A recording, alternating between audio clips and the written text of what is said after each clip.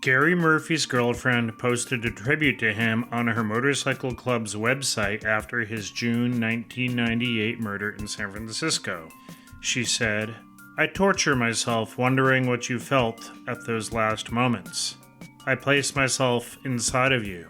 What you must have felt, what you must have thought, the violence behind the action, the fucking severity of it all.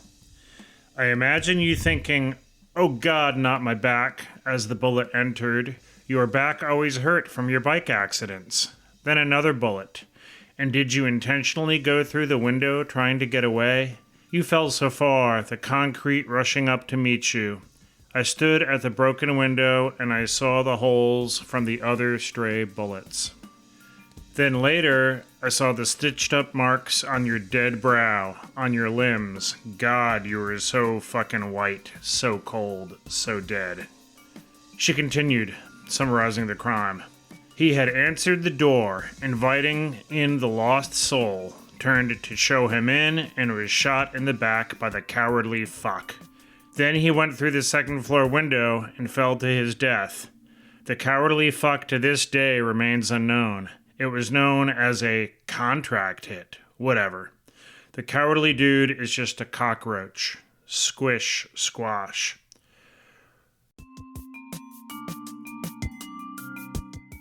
Her writing about Murphy came from the newly released case file.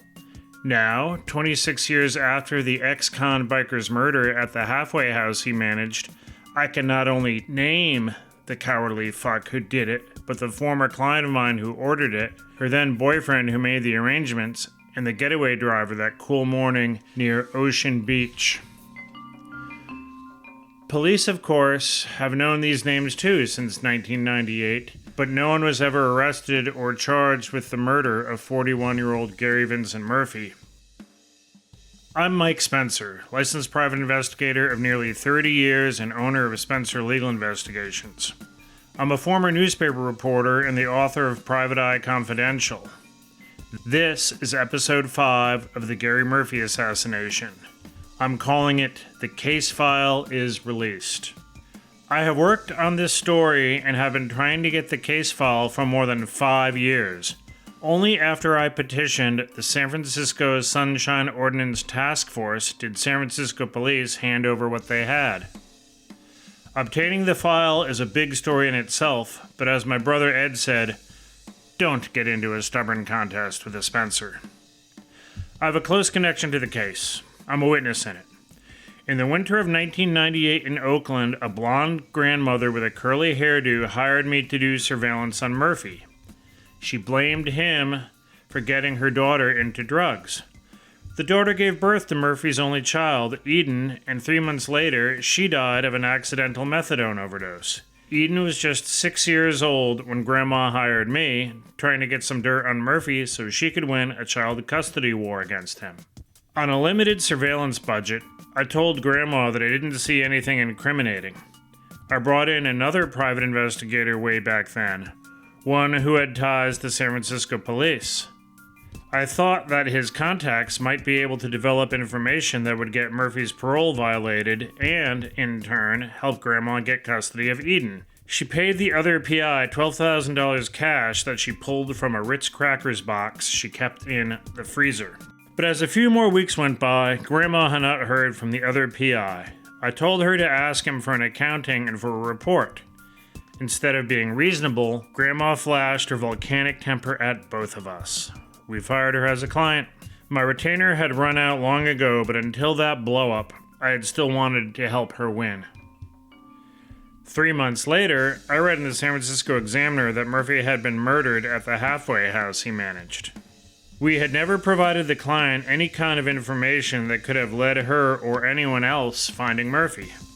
The other investigator and I contacted SFPD Homicide to give them our statements. The case barely made the news in 26 years. Investigative reporter A.C. Thompson did a cover story in 2004 for the SF Bay Guardian, but that was it. I came to realize that I had worked for the wrong client and that Murphy had been turning his life around. He had been clean and sober for about a year, trying to be a full-time dad to his daughter. My motive in doing this podcast is to satisfy my own curiosity. I look at the case as a stain on my record. Grandma fooled me.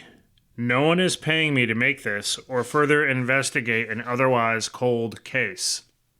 Part of my reason also is that if Murphy's friends and family hear this, they might not get closure, but at least they will know the facts. I come from a big family and know how devastating it is to lose a sibling. My intention is also to shine a light on a failed investigation. Detectives worked the case from 1998 until 2002. The first detective team retired, then in 2011 another detective tried until 2014. He also retired. These detectives have declined my request for interviews. In this episode, I'm playing the part of the prosecutor. While I typically have worked for the opposing side as a criminal defense investigator, I have insight into criminal cases and the processes they must go through to get a conviction. My overall impression of the file? It shows the investigation was handled sloppily, at best.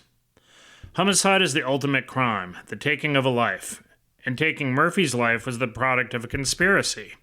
A case file should stand the test of time. After all, no statute of limitations for murder. Some pages are not labeled with the date the interview took place or who was even being interviewed. None of the handwritten notes appear as typed interview summaries, which is a basic for any investigation, let alone a homicide. There are no page numbers.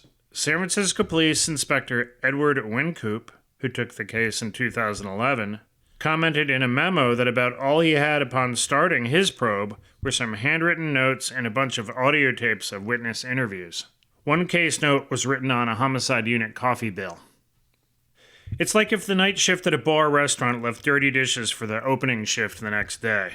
I checked with a couple of retired homicide detectives from Los Angeles and New York City. They update their cold cases at least once a year and would check in with witnesses to avoid potential accusations from defense attorneys that investigators had tunnel vision and didn't look in all directions. There are no sections for evidence. You have to read page by page for mentions of ballistics tests and phone records. Wincoop pointed out in a 2014 memo that the original detectives had failed to preserve phone records. By the time he contacted phone companies in 2012, he was told no such records existed anymore, some 14 years after the conspiracy began. The crime occurred in San Francisco, where Murphy had lived for several years between prison stints. But the cast of characters is from the East Bay. Almost all the major players have prison ties. They were not only violent, but also thieves, burglars, and robbers. They are the criminal underbelly of the Bay Area, more desperate than smart. Grandma anchored the conspiracy. I detailed her in episode 3. A dual citizen of Canada, she beefed with people as often as most of us pay our phone bill. She comes from a large family. Half of her siblings are bipolar. She would fight with and beat her granddaughter, Eden, after the girl's father was killed. She married a man described by a witness as a functioning alcoholic. Besides her deceased daughter, she has 2 sons. The 2 boys grew large amounts of marijuana and were arrested numerous times. But before I go any further, I want to make one thing especially clear. When I started this podcast, I had the policy that I would not give full names of witnesses or suspects. It's partially for legal reasons and for fairness. No one had been arrested in connection with Murphy's murder. Legally, I could name all of them. I'm just trying to avoid some headaches, and maybe worse. For the sake of clarity, I'm using first names, some real, some made up. Reports refer to witnesses as W1 through W6 and suspects as S1 through S4, but that's cumbersome for storytelling. The suspects are Grandma, her boyfriend Nathan, his childhood friend and prison associate James, and James's prison associate Tim. Another player, really more of an informant than a witness, is Frank. I also wonder if Frank could have been involved in planning the hit. Looking over his social media, he seems devious. He bragged in one post about avoiding bridge tolls by having a device that obscured his license plate. When all the evidence is added up, there is no way that anyone but Grandma and the trio of ex-cons could be responsible for the Murphy murder. There is no smoking gun. There is, however, layer after layer pointing to the group, with many of them incriminating themselves along the way. Here is the backdrop to the case. Grandma and her family came to the Bay Area in the 80s. She had a previous marriage and has 2 daughters and 2 sons. Murphy, the son of a Boston area attorney, was an independent biker and followed an older brother out of San Francisco. The older brother might have died from a drug overdose. Murphy was involved in drugs and began dating Grandma's daughter in about 1990. Grandma and Murphy had a volatile relationship. There was talk that Murphy might have been a driver in a bank robbery, and Grandma became paranoid that the FBI was watching her because of her connection to him. Her daughter was having Murphy's baby and moved to Canada to live with Grandma's sister near Vancouver. 3 months after Eden was born, Mom was dead from the accidental overdose. A negligent doctor prescribed her too much methadone.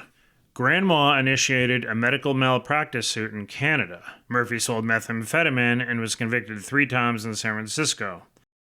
Grandma, estranged from her husband, began dating Nathan, a habitual car thief. She met him while volunteering at a prison. Around 1997, Murphy started having more visitations with his daughter while trying to get full custody of her. As Murphy's sister told investigators, he would get full custody if he could get his shit together. He was doing just that, clean and sober for a year before his murder, managing the halfway house. At times, Grandma and Murphy patched things up. At one point, Grandma told the court that she took back some of the things she had written in a filing. The battle once again escalated starting in the fall of 1997. Oakland police raided Grandma's place and found numerous pot plants, though they did not arrest her. Murphy had complained that he didn't like his daughter being in a house where there were pot plants, a pit bull, and a gun. Though Murphy denied it, Grandma blamed him for the raid. Murphy often took the high road around Grandma. She once assaulted him with a flower pot after a friend served her legal paperwork. He knew that on parole, Grandma had the upper hand if he made any mistakes or retaliated. His writings to the court showed his intelligence. Some at the halfway house knew of Murphy's love for his little girl. They knew he was in a contentious relationship with Grandma. But if he feared anything, he didn't show it. He remained happy-go-lucky. His girlfriend was a fellow biker and an accomplished pianist who gave his daughter piano lessons. Court records showed he was in fact inching closer to full custody. I had wondered how the killers found his address. When I did surveillance, I saw him at the girlfriend's place, but I did not know where he had lived. About a month after we fired Grandma, 2 months before the murder, Murphy submitted a filing about child support. The document had his new address on it. Though a public record, who would be more privy to the filing and the address than the person who wanted him gone? Murph, as he was known, answered the door the morning of June 12, 1998. It was a Friday. A black man, maybe 30 years old and stuttering, told him he wanted information about the halfway house program. Mike, a fellow resident in the next door, heard the man and Murphy briefly talking. When Murphy paused to get a business card, that's when Mike heard about 3 gunshots. Mike did not see the gun. Murphy fled to a back room while being shot and jumped out the second-floor window. The gunman ran, last seen getting into an awaiting light blue car, possibly an older model Honda or Toyota. Mike said the gunman was about 5'9", 30 years old, 170 pounds, dark complexion, deep-set eyes, with close cropped hair and a goatee. The man wore a purple plaid shirt and dark pants. Mike told police that he would be able to pick the man out if he saw him again. The gunman and Murphy did not argue or fight. Mike had no idea of motive, but wondered if something from Murphy's past drug dealing had something to do with it. He had heard Murphy and another man recalling doing rips, or stealing from drug dealers, back in their past. Police canvassed the block.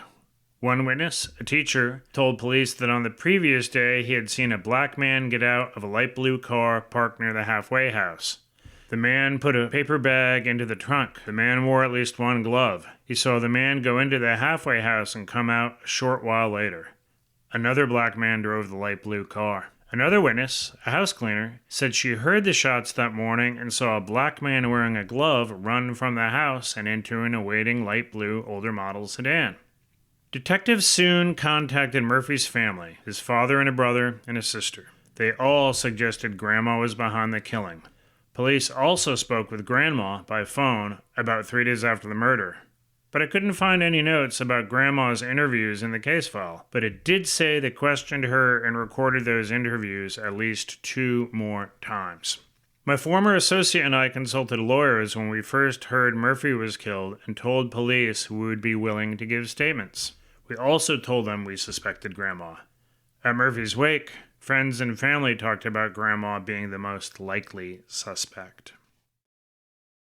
Police started well. They processed the crime scene for bullets and casings. Murphy's wounds were through and through, meaning the bullets passed cleanly through his body. From tests on the bullets, it looked like the source was a 9mm Lorsen handgun. Something jumped out at me from the early case chronology. A 5-week gap with no documented investigative work on the case from late June until early August. This makes no sense. Hot on the trail, then nothing in what should be a ramped-up search for the killers? My first thought was they went on vacation. One retired detective said it could be they caught another pressing case or were tied up testifying in trials. Another speculated it was likely a management error, pulling the 2 detectives from an active murder inquiry. Back at it, detectives caught 2 huge breaks in August 1998. They recovered the likely murder weapon when they arrested an ex-con in possession of a black 9mm Lorsen handgun. The serial number was filed off. The ex-con said he found it when looking for a water container near Potrero Hill. Police eliminated him as a suspect in Murphy's case because he was much larger and 20 years older than the shooter. Meanwhile, my associate and I filled detectives in on our interaction with Grandma. We told them everything about her story, her history with Murphy, her veiled threats, and her ugly temper. In that gap of police inactivity, Grandma moved back to Canada with Murphy's daughter. They would spend the next 6 years there. Detectives spent time tracking whether my colleagues' contacts in SFPD had done anything improper connected to Murphy. There were no improprieties. Meanwhile, police in Antioch, a suburb in the distant East Bay, contacted San Francisco police with a bombshell. They had a guy in custody who claimed knowledge of a murder in San Francisco. Reports identified the man as Frank, a convicted burglar and thief. Police in reports labeled Frank as a witness, but he was also an informant and maybe a participant. Over the next 2 years, Frank inserted himself into the Murphy investigation. Frank was dumb and greedy. The week after the Murphy hit, a fake delivery man knocked on a door in upscale Piedmont, a separate city within Oakland city limits.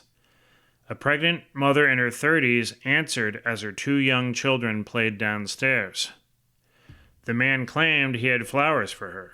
When she signed a receipt, he marched her upstairs, tied her, and began sexually assaulting her with a bottle and handgun. He threatened to kill her children and set her home ablaze if she did not give him credit cards and jewelry. Frank had arranged the home invasion, though he claimed the sexual assault was not a part of his plan.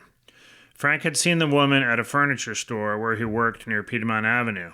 He noticed her diamond watch, then contacted the main assailant, Tim, and getaway driver, James, to rob her.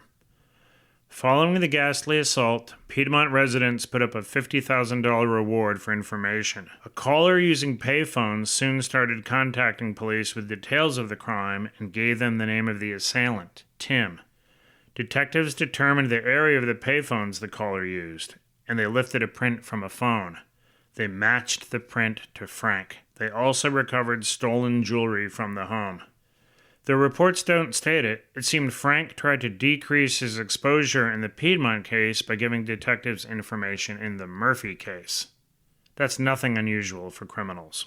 The Murphy murder kicked off a crime wave by then 35-year-old Tim. In addition to being the driver in Murphy's killing in the main perp in Piedmont, Tim then robbed a bank and several people and businesses in Oakland and neighboring San Leandro. A legendary Oakland street cop named Marcus Mediette helped identify him for the robberies. Tim fled to Florida but was captured and brought back for trial in the Piedmont home invasion. He was convicted in October 2000 and sentenced to 93 years in prison for all of it. The Piedmont case and the Murphy murder are intertwined because other than Grandma, the main players were the same. This is the first time it's been reported those old cases are linked. Frank said that leading up to the Murphy hit, James had asked him for a ride to San Francisco, but he refused. James told him that a woman with the same first name as Grandma had paid him $12,000 in cash to beat up a man who resided at a halfway house. Police determined that at the time, James did in fact own a light blue Honda, matching what witnesses said about the getaway car. Frank claimed that Tim was the shooter, but later changed it to James being the culprit. James told him that the attempted assault got out of hand and he had to shoot the man at the halfway house. Witness Mike, who was at the door that morning, denied ever hearing any arguments or there being a fight between the gunman and Murphy. Frank picked Timothy and James out of a photo lineup. Though Tim would not talk to investigators about the Murphy case, he did tell them that he met Frank to plan the Piedmont assault. Frank told two bizarre stories. Police found his accounts to be true. On a night after the Murphy murder, Frank was at James's East Oakland house with James and Tim. James's girlfriend Lisa was in another room. Frank claimed he was sitting on a couch with the two men when James accidentally discharged a round from the murder weapon into the floor. Another witness, who had later been a cellmate of Frank's, said that Frank bragged that he was the one who fired the gun in order to set up a black guy. Frank described the gun as a black 9mm with the serial number filed off. The bullet would likely have gone through the carpet and into the floor. Lisa came out of her room and saw the trio laughing. In his second story, Frank claimed that James, the gunman, told him after the murder that he didn't think Grandma had paid him enough. Frank took a note that James had written to Grandma's rented house in Oakland's Trestle Glen area. Frank knew the address and that Grandma drove a black BMW, which was parked in the driveway. Detective notes quoted Frank. He could see her through the living room, and she smiled through the living room window when he, Frank, called her name. He placed the note given to him by James against the window for her to read. The note had the name of her boyfriend on it, Nathan. James's name was on it, and the name of the victim. When S3, Grandma, read the note, her demeanor changed and she seemed to panic. Frank told Grandma that she needed to contact the man on the note. She replied that she was not responsible for that and she did not do anything. My opinion, knowing a little bit about the characters in the case, was that the note was more of a Frank plan than a James effort to squeeze more money. Frank's greed comes through again and again. James, Murphy's killer, waited at a nearby market when Frank showed Grandma the note. As Frank and James talked after, James pointed out Grandma's boyfriend Nathan, who happened to be near the same market. James said that he and Nathan had grown up together, served time together in prison, and that he was the one who had solicited him to assault Murphy. Frank would later identify Nathan from a photo. James told Frank he never met Grandma and all arrangements were done through Nathan over the phone. My thoughts. Assaulting or beating Murphy was not likely because it wouldn't have stopped Murphy from pursuing custody of his daughter. Trying to rough someone up in a halfway house full of ex-cons would be stupid, and the obvious, why bring a gun to a muscle job? There was another delay in the investigative chronology. It mentioned that on September 1st, 1998, a search warrant was being prepared for the gunman's residence, but the warrant was not served for almost 2 months. Police arrested Tim in Florida on October 21st, 1998. A week later, multiple agencies served the search warrant at James's house. They found 2 guns and ammunition. They dug the 9mm round out of the floor where informant Frank said it would be. Police also found an insurance card with Frank's name on it. James wasn't home at the time because his parole officer had him come to his office so he didn't interfere with the warrant. His girlfriend later said in a recorded jail conversation that she had rock cocaine on her at the house, but police did not find it. The first detectives kept plugging away off and on until 2002. They stopped just as Tim, James, and Frank were convicted and sentenced for non-Murphy crimes, including Tim's 93 years. James took a 25-year plea for being an ex-felon in possession of a handgun, but was never charged with the Piedmont home invasion or the Murphy murder. Frank served about 5 years for his role as orchestrator of the Piedmont case and possessing stolen property. As it usually goes, he cooperated with police and got the best deal. In the 2004 Bay Guardian cover story about the Murphy killing, the lead detective then made reference to evidentiary hurdles in the case. Yes, there were challenges, but also facts implicating Grandma and her 3 underlings. The elephant in the room? Motive. Detectives showed Grandma had the most incentive for wanting Murphy dead. In a statement, her estranged husband mentioned Hells Angels targeting Murphy, his criminal past, and him being a possible snitch as factors in his demise. But none of those had credibility. Mike, the witness who saw the gunman the day before the hit and just before the murder, picked James from a photo lineup and described him in great detail. Mike vanished for several months, but detectives found him again. 2 other witnesses from the murder scene described the light blue sedan the 2 black men occupied near the halfway house. James, the shooter, owned such a Honda. The witnesses and Mike validated that the shooter had been to the house 2 days in a row riding in that light blue sedan. Frank mentioned James told him there had been a trial run. Gun and ballistics evidence were both strong. Based on bullets recovered from the halfway house, police determined that a 9mm Lorsen handgun was used. Sure enough, police recovered a 9mm Lorsen pistol. Frank said that a black 9mm handgun with a filed-off serial number shot the bullet, found flattened or pancaked, into the floor. Police found the bullet in the floor at James's house, and the gun was black with the serial number filed off. Criminalists tested the gun. They would not go as far as calling it a match, but they said bullets recovered at the Murphy scene were consistent with being fired from the recovered handgun. Criminalists determined the casings from the Murphy scene were from the recovered gun. One detective asked the laboratory to compare the damaged bullet found at James's house to the bullets found at the Murphy scene, but this step was never taken. The case's original detectives failed to preserve the master phone records. The case file, however, made sporadic mention of phone connections among suspects. It's worth noting that back then, landline phone calls under distances of 15 miles would not be considered toll calls and would not show up on a phone bill. In those years, not everyone had a cell phone and pagers were still used. Police found a phone call on April 30th, 1998 from Grandma's phone to the halfway house where Murphy lived. On June 19th, 1998, the day of the Piedmont home invasion, police found multiple calls from James to Frank. Perhaps the strongest phone evidence, buried on a random report page, was that call records showed a call from James's cell phone to Grandma the night of the Murphy murder. There was the definitive link. Frank told police that James had told him the plan, that Grandma paid him, and he had been at James's house when the murder weapon was fired. He proved to police that he knew where Grandma lived when he told the story about asking her for more money for the hit. Frank connected Nathan to the case.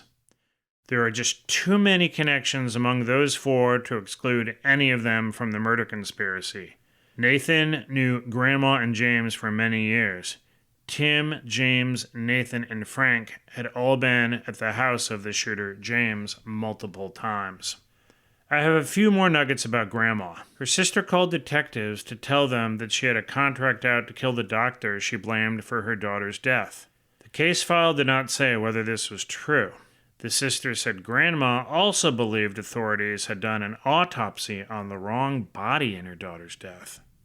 The last chronology entry for the first Murphy probe said that detectives met with Nathan at San Quentin in 2002. The detective wrote that no recording was made and no notes were taken. Even if the prison did not allow tape recorders or pens, detectives still should have memorialized the visit. It was just another strange detail in a case full of mistakes and unanswered questions. The Murphy case sat for 9 years. One day in September 2011, an old friend of Murphy's left a message for detectives. A veteran homicide inspector, Edward Wincoop, returned her call. The friend said her concern was that the original lead detective, Antonio Casillas, had botched the case. Wincoop, who also investigated the Zodiac killer in San Francisco, jumped into action. Case file notes showed Wincoop to be organized and a clear, direct writer. He immersed himself in the old tapes of witness interviews. Since documentation was sparse, those cassette tapes proved to be his main gateway into the case. Just 2 months after starting his research, Wincoop had prepared an arrest warrant for gunman James. That's significant considering the previous detectives did not accomplish as much in 4 years. He met with prosecutors and investigators from both San Francisco and Alameda County. James was set to be released from prison in 2014 after serving half his sentence for being a felon in possession of a firearm. His pending release spurred Wincoop to ramp up his work. Wincoop learned that the master phone records from 1998 no longer existed, a significant setback. He started working with Alameda County DA's investigator Bob Connor, who had handled much of the Piedmont home invasion probe. Wincoop contacted former San Francisco DA Al Giannini, who worked with the original detectives, but the prosecutor claimed not to remember much about the case. In the months after the Murdy murder in the Piedmont case, Alameda County DA investigators started covertly monitoring jailhouse visits and calls between James and his girlfriend Lisa. It became clear that James knew Frank had likely ratted on him. James wanted Lisa to influence Tim. At times, the jailhouse recordings showed James incriminating himself for not only the Piedmont attack, but for the Murphy murder.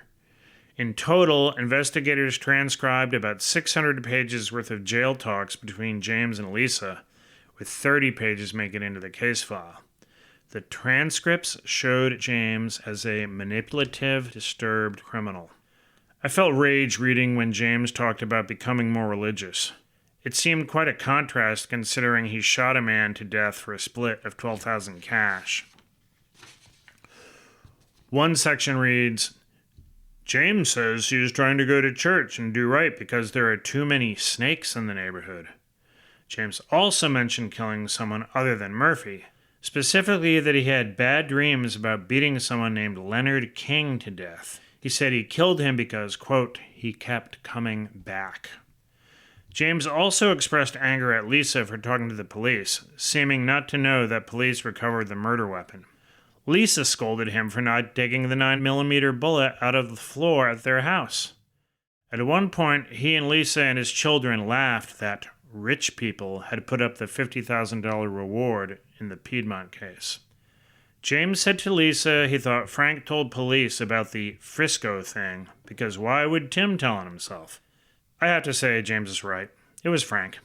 James implicated himself at various times, or at least he knew of his exposure in the Murphy hit. The transcripts say that James explained to Lisa that, quote, if he is convicted of the robbery or homicide, he will not be allowed family visits due to the violence, end quote. It appeared that Wincoop intensively tried to resuscitate the Murphy case for 6 months in 2012, but that stopped when Assistant San Francisco District Attorney Eric Fleming declined to file on the case. That year, Fleming would be promoted to managing attorney for the DA's office. He's now a judge. But, like in the past investigative chronology, Wincoop added no new activity to the case file until March 2014. The last entry is May 27, 2014. All of his notes in 2014 concerned meetings with a total of 4 prosecutors, 1 in Alameda County and 3 in San Francisco. Not only did the SFDA brass not prosecute the Murphy case, but Alameda County didn't want to use it to keep James in prison any longer. I should add that the San Francisco District Attorney's Office claims that it has no records of anything having to do with the Murphy murder. Wynkoop concluded in his affidavit for arrest warrant that he believes there is probable cause to believe that James acted in concert with Grandma and Nathan in the plotting and planning of an assault upon Murphy for monetary consideration, which resulted in Murphy's death. So, after all these years and finding out what police and prosecutors know, what do I think? I think the initial San Francisco detectives blew it. They took off a critical 5 weeks early into investigation. They failed to collect phone evidence. They had more than 4 years, but it seems they didn't care. At some point, prosecutors in Alameda and San Francisco counties decided that it was enough to put 3 men away for the Piedmont home invasion. Gary Murphy wasn't as sympathetic a victim as a pregnant Piedmont woman attacked in her home with her children there. As a result of the prosecutorial indifference, James the gunman is a free man living in eastern Contra Costa County. Grandma has dementia and likely won't be tried for murder. Her former boyfriend Nathan will never see justice for connecting her to James and Tim. We will never know what role informant Frank might have played in the Murphy killing. It's likely that had James been arrested and charged with the murder, he would have implicated the others in the conspiracy, especially Grandma, to get a lighter sentence. I have brought before the public an injustice hidden for 26 years.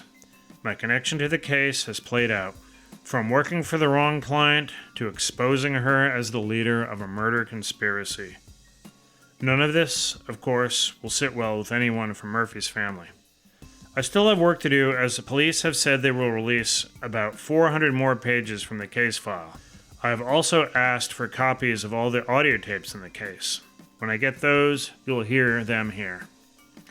For now, I want to close this episode with more about Gary Murphy from his girlfriend's tribute. What do I tell your daughter when she is older? Will I ever get the chance to tell her how awesome you were? How you lit up a room when you walked into it, that magic in your eyes, those stupid jokes, how you hated to have your hair pulled?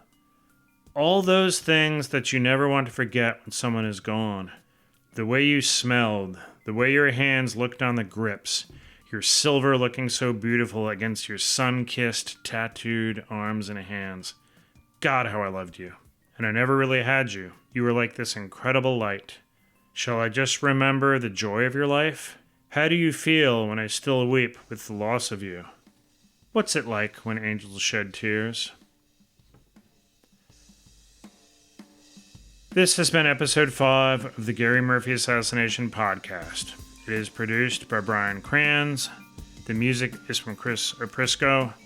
And I'm Mike Spencer of Spencer Legal Investigations. If you know anything about this case, feel free to call or text me at 510-593-3767.